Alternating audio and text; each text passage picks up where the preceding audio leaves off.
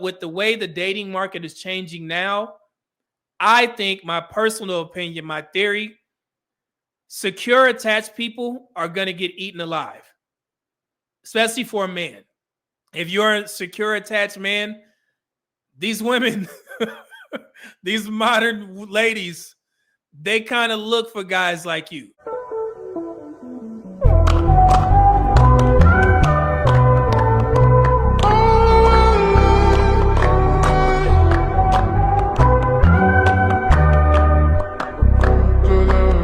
Describe the 3 different attachment styles. Secure types have the ideal attachment style. They feel comfortable with intimacy, but don't depend on it to be happy and to feel complete. I was reading some of the most recent studies based off of this book. They say that people with secure attachment styles have the best long-lasting relationships, the best marriages, or you've had good experiences with dating. You are not jaded. The ideal attachment style is the secure one. Secure types are great conflict busters. Arguments are part of every relationship, but secure types manage to prevent arguments from becoming destructive. They're mentally flexible. They're willing to examine themselves and change their ways if it's necessary for the relationship to go on. They are effective communicators. They tell their partners how they're feeling instead of expecting them to figure everything out for themselves. They do not play games. They are comfortable with closeness and unconcerned about boundaries. They enjoy physical and emotional closeness, but at the same time don't depend on it to be happy. They forgive quickly. They're inclined to view sex and emotional intimacy as one. They treat their partners with love and respect.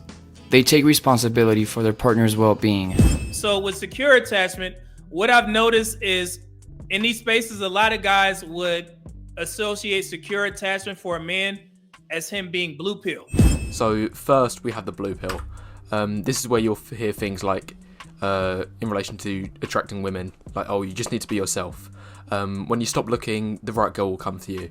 You just need to be a nice person. Beauty is in the eye of the beholder. Like all of the cliche, like sort of sayings, like this is what you'll hear. And most people start off with a blue pill because this is like, and the source of this will be like your mum will tell you this information. You'll hear it a lot in the media. This is like the prominent beliefs.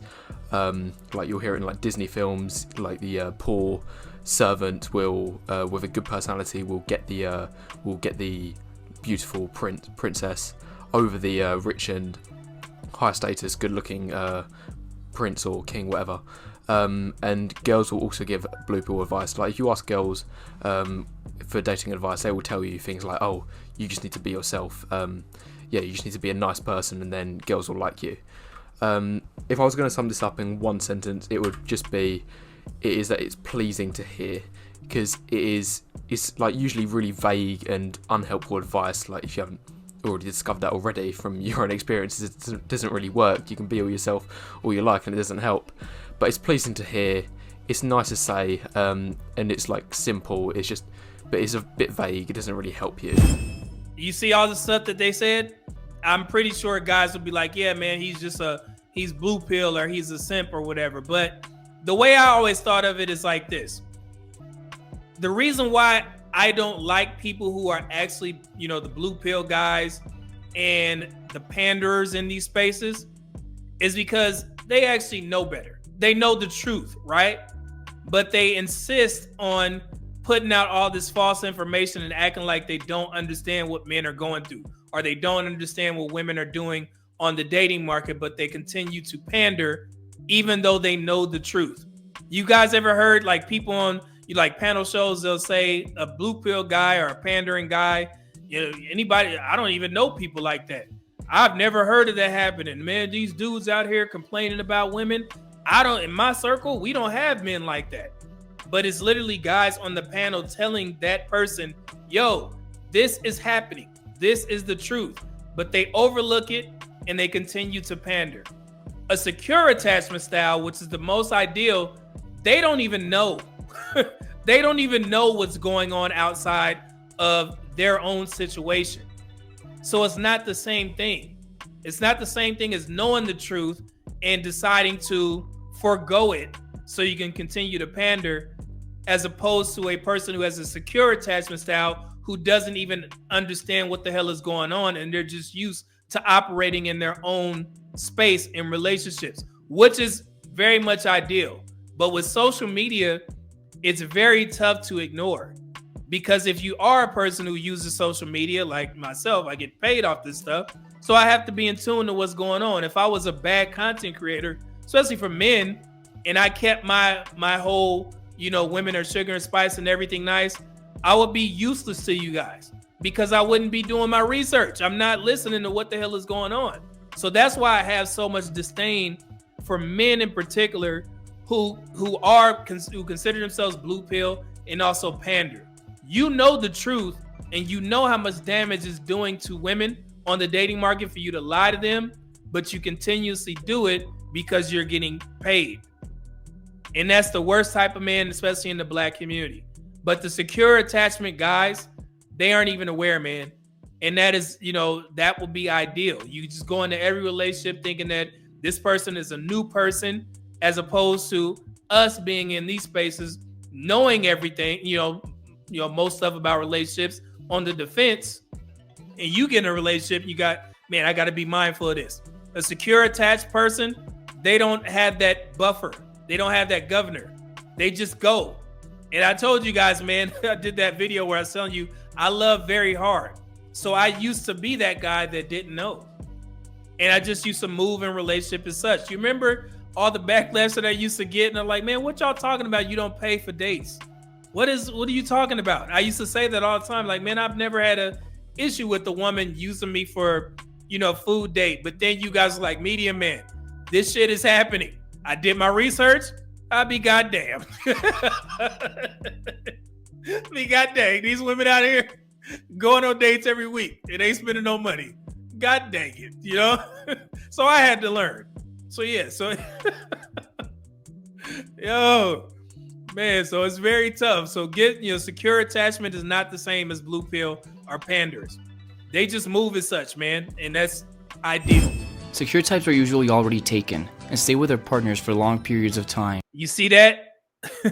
Leaving more avoidance available. One of the cons of being a secure attachment style is that sometimes people will take advantage of you not caring about what certain things that you should. They'll take advantage of you just, being like, hey, it is what it is. Oh, I'm gonna go I got a 3-day, work trip that I gotta go on. The secure attached person is like, oh, okay, have fun. Just let me know when you get in and give me a call once you get in, once you get settled.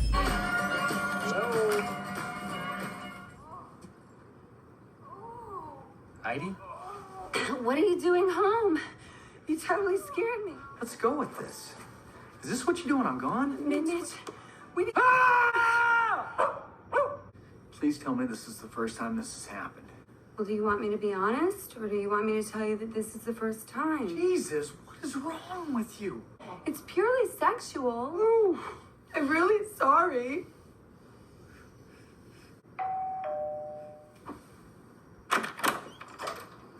Hello, I'm here for the gangbang. But if you're avoidant and you are anxious, an anxious attachment style, you got all this stuff in your mind. Like, wait, hold on, what's going on? What you getting into? You know what I'm saying? Like, 3-day weekend, like, or three days out of town. Who gonna be there? Who all there? You know what I'm saying? But secure people don't even have that buffer. They don't know. Because they don't have to know. You just go into the relationship, and that's why you have to be mindful. As a secure attached person, you tend to love hard, but like they said, you stay in relationships longer. But with the way the dating market is changing now, I think, my personal opinion, my theory, secure attached people are going to get eaten alive, especially for a man. If you're a secure attached man, these women... These modern ladies, they kind of look for guys like you that don't ask questions. And you're just doing it out of the kindness of your heart. You like, man, I trust you. You like me, I like you. It is what it is. I trust you. But today's dating market, it is very tough. And I try and be mindful of that when I do I'm not a relationship coach, but I try to bring up this book. And I acknowledge it, like, yeah, you seem like a secure attached person, so you need to be mindful of this.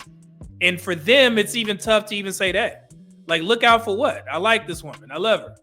And I'm like, okay, just make sure you ask questions. You got to be kind of be coaching them into it, just to be mindful. But yeah, it is very tough, man. So I would say on the dating market, a lot of men would envy secure attached guys, but you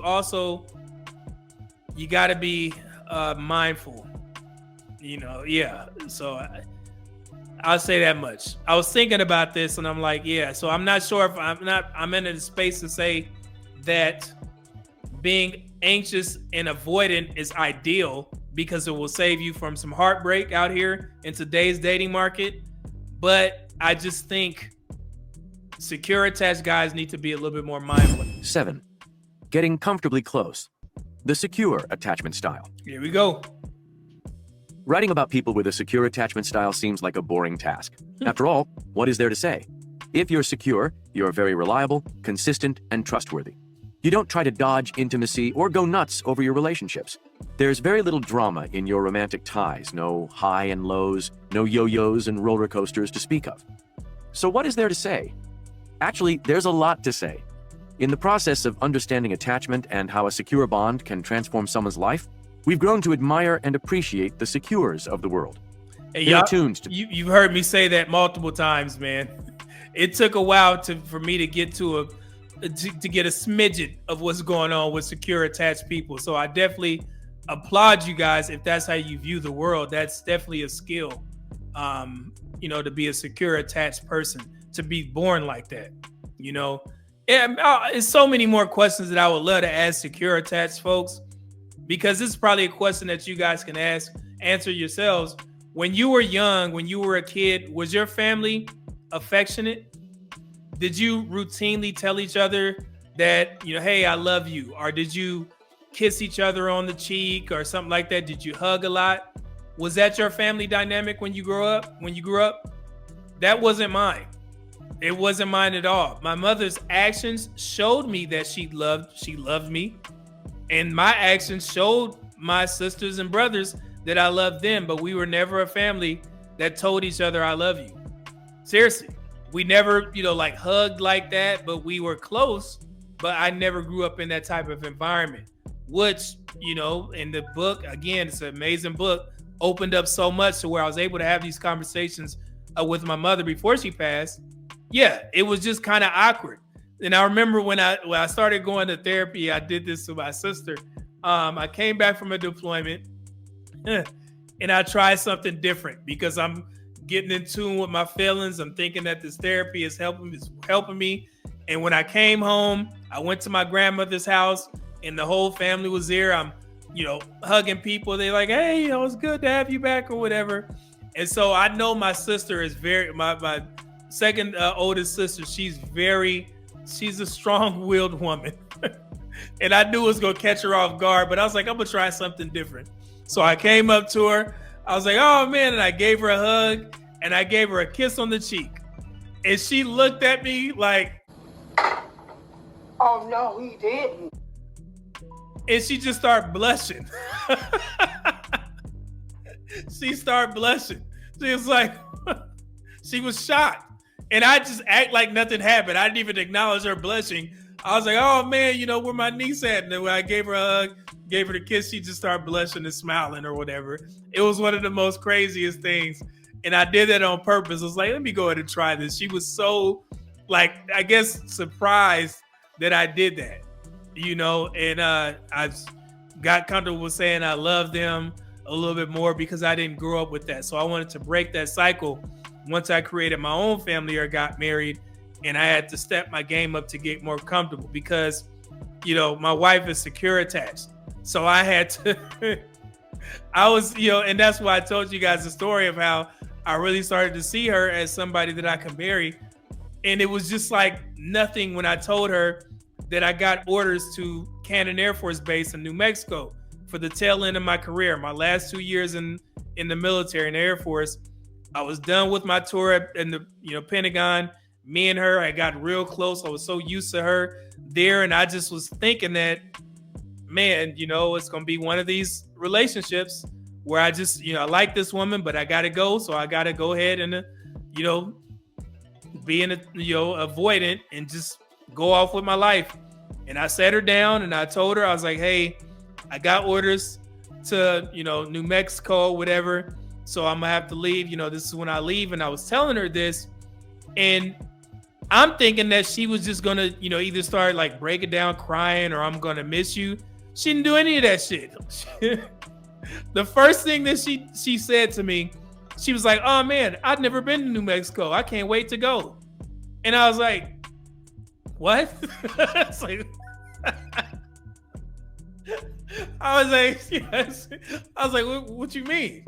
And she's like, oh yeah, I never been to, but she's like, yeah, I got a gang of miles or whatever. So I'm gonna, yeah. Okay. So when you go, so I can, come out there every, probably 2 months, and then you can come out there. And she was just mentioning all this stuff. And I'm like, yeah, we can do that. It's like, well, yes, we can. So it was so funny, and I was so shocked. I was like, hey, she may be all right. You may be all right. Yeah, so it was just so funny. But that's her being secure. She's like, it never even crossed her mind that this would be the last time that I'm seeing this brother. Like, no, wherever you going, I'm going. And I was like, oh, all right. So it's like, yeah. And at that point, I was like, yeah, man, I got to make sure I'm right for this one. This was all right here. So, well, what up though? For a nice, just said my mom and grandparents told me they love me all the time. I was the prodigal son. Yeah, and I envy men and women who grew up in houses that were very affectionate. And I recently saw a video on TikTok where the sons came in. This was funny. The sons came in and they moved whatever their mothers had, older sons, like our age, like grown men. They moved whatever their mothers had on their lap or whatever. And they just came and they laid down on her, or they sat on her lap or whatever. The first video clip in the compilation, it was a black family. And it was a black dude, older guy. His mom was, sitting in the bed, and he moved whatever she had on her lap, and he, sat on her or whatever, like trying to hug her, and she pushed him off.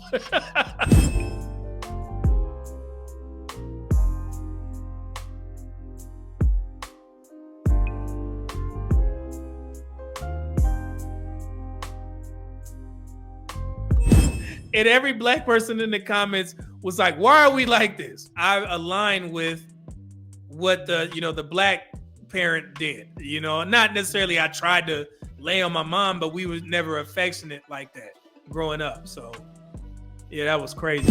Their partner's emotional and physical cues and know how to respond to them. Their emotional system doesn't get too riled up in the face of threat, as with the anxious, but doesn't get shut down either, as with the avoidant. In this chapter, you'll learn more about the secure traits and what makes them unique. And if you're secure and don't usually seek help in the relationship arena, you'll be forewarned, because you too may one day stumble into an ineffective relationship that can affect you in a deleterious way. Secure guys, you got to be mindful. And I'm glad the book addressed this. Yes, it is great to be a secure, attached man. But today's modern dating market, I'm glad to see you guys here. Seriously, because I don't want you guys to get used for your kindness. And I'm a kind person, man. I'm very giving. And yeah, just be mindful. Just be aware. Keep doing what you're doing, but just be mindful, okay? And hopefully the content that I put out is not too harsh to where it scares you away and you start to rethink your secure mindset. Nah, keep it, man, but just be aware. Hopefully you understand what I'm saying, okay? People with a secure attachment style like Stan are characterized by something very real but not outwardly visible. They are programmed to expect their partners to be loving and responsive, and don't worry much about losing their partner's love. You see that? You're programmed to think like that. Man, it must be so freeing to just be born like that. You're not even questioning things. You just go. You get into a relationship and it's just like, yeah, it is what it is. That's crazy. They feel extremely comfortable with intimacy and closeness, and have an uncanny ability to communicate their needs and respond to their partner's needs. In fact, a series of studies aimed at accessing subjects' unconscious minds by measuring how long it takes them to report words that flash quickly on a monitor, as described in Chapter 6, compared the reactions of people with anxious, avoidant, and secure attachment styles. The studies found that secures have more unconscious access to themes such as love, hugs, and closeness, and less access to danger, loss, and separation. You see that? And that's scary to me. Scary, like I would consider myself somewhat vulnerable if I wasn't aware of all the dangers, I guess. Not necessarily in relationships, but anything. The negative, threatening themes didn't get through to them as easily.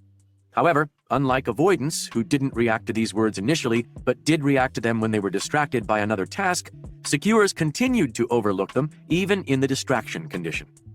Unlike people with an avoidant attachment style, secures aren't concerned with threatening relationship thoughts even when they are caught off guard.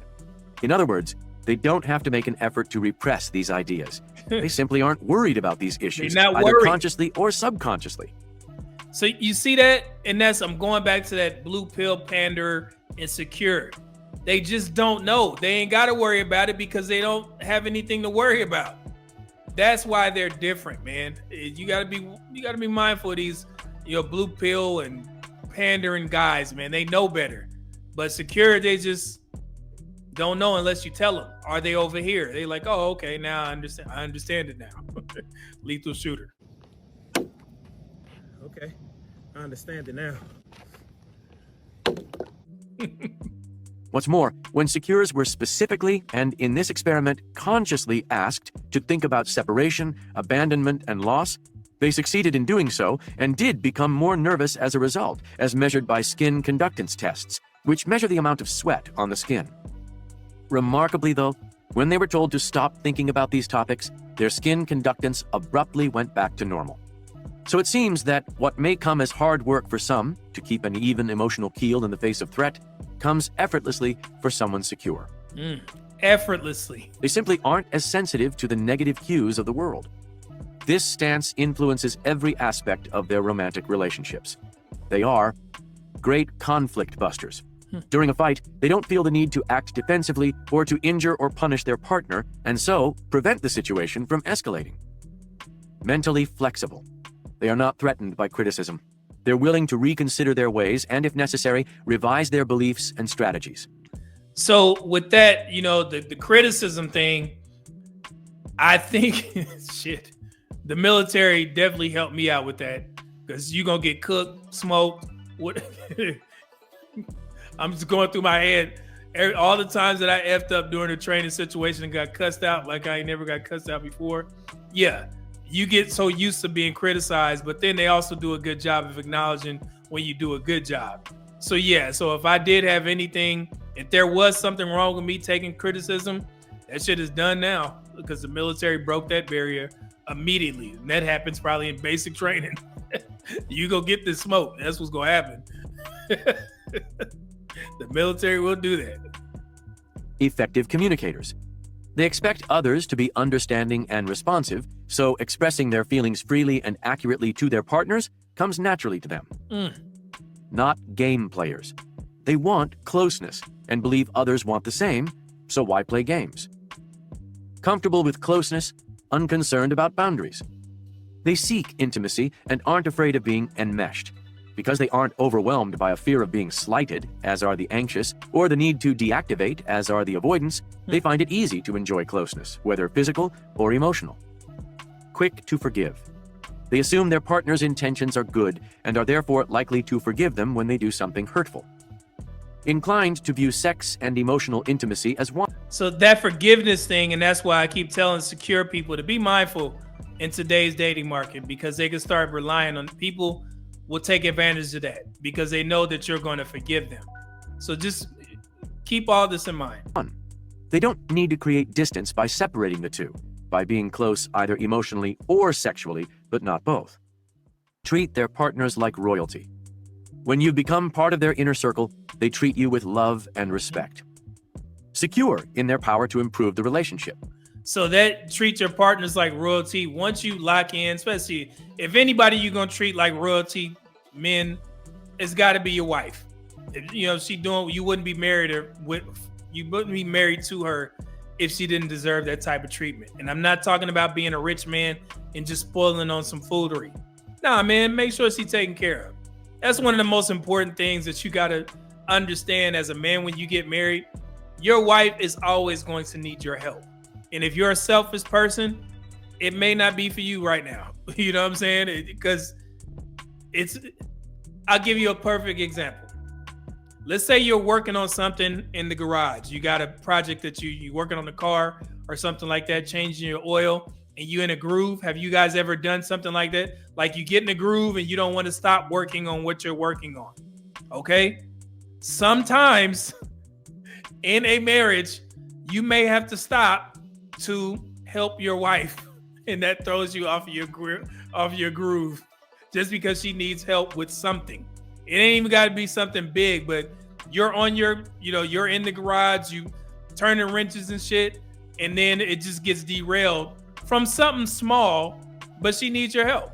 And you just got to stop. And then when you get back to doing what you was doing, you like, damn, man, all the steam is gone. But sometimes that happens, man. And you got to be mindful of that. It's just little things that you notice. And you're like, damn, man, when I was single, I didn't have to worry about this. But that stuff, that's you like doing that. You know, like I told you guys, taking both cars to the car wash, washing them up, vacuuming it out and shit. You like doing that stuff because, she get to relax, just sit at home and cook something, and I just introduced more carbs back into my diet, and my workouts have been amazing thanks to the fat rice that I get made. So yeah, I love it. So yeah, but if you're going to spoil somebody, man, spoil your wife, man. She taking care of you, you take care of her. She be all right. They are confident in their positive beliefs about themselves and others, which makes this assumption logical. Responsible for their partner's well-being. They expect others to be responsive and loving toward them, and so are responsive to others' needs. Yep. Many people who live with insecure partners cannot even begin to imagine how fundamentally different life with a secure person can be. For starters, they don't engage in the relationship dance that therapists often refer to, whereby one partner gets closer while the other steps back in order to maintain a certain distance in the relationship at all times. Instead, there's a feeling of growing closeness and intimacy. That's the craziest thing. Being in a relationship I'm talking to the guys, being in a relationship with a woman who is insecure, and then you get into a relationship with a woman who is secure, it's like night and day, and you feel like you have to do more for that secure woman because you never experienced that. You know the type of women, what you doing, where you at type of girls. Yeah, that's an insecure woman. Especially if you're like, hey man, I'm telling you what I'm doing. I'm here. I'm doing what I got to do, and you still, chastising me about foolery. But once you get with the woman who is aware, she's not stupid. You can't pull the wool over her eye, but she's not really tripping like that because she trusts you. That's where secure attachment style shows up. It's like, yeah, I like you, you like me, I trust you, you trust me, and it just goes. And it's like, man, but it's tough to do that in today's dating market, and that's why I keep saying that. It's sad that I got to keep repeating myself, but I want to keep drumming this in the guys' head specifically. I know the women are watching too, but especially for the guys, because we will fall hard when we find that one, especially if she meets our, physical characteristics that we like, and you start to, you get close to her and you start to overlook things, and you just a secure guy. Yeah, it's tough, man. So just be mindful. Here we go. Second, they are able to sensitively and empathically, and most importantly, coherently discuss their emotions with you. Mm-hmm. Last, the secure party engulfs their partner in an emotionally protective shield that makes facing the outside world an easier task. We often fail to realize what a bonus these attributes are unless they're missing. It's no coincidence that the people most appreciative of a secure relationship are those who've had relationships with both secure and insecure partners. Mm-hmm. Though these people will tell you that secure and insecure relationships are worlds apart, without the knowledge of attachment theory, they too are unable to put their fingers on what exactly that difference is. On the outside, low avoidance, high anxiety, high avoidance, low anxiety. And then you could just, you see what's going here? Anxious avoidant has their own characteristics, which is the least desirable because it's high anxiety and high avoidance. That could lead to definitely some health issues. And then you got anxious attachment style is high anxiety, low avoidance. And then secure, which is the most ideal, low avoidance, low anxiety. And then avoidant is low anxiety because you like, yeah, I already know what it is. I'm gonna just, move accordingly. And then, but it's high avoidance. Okay. And you can get comfortable as an avoidant. I noticed that just in these spaces. Back in the day when I first got this book, it didn't come with a little worksheet or whatever that you can do, but it does with the audio book. Okay.